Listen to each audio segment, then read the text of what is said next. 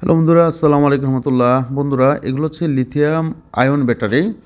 এখানে দুটো মডেল আছে, একটা হচ্ছে 18,650 আর বড় যেটা এটা হচ্ছে 21,700। তো বন্ধুরা, এই ব্যাটারিগুলো অনেক ভালো মানের। জাপানি ছিল সাদাটা, আর ওইটা স্যামসাং কোম্পানির যেটা নীলটা 21,700 মডেল, এটা হচ্ছে অরিজিনাল স্যামসাং কোম্পানির।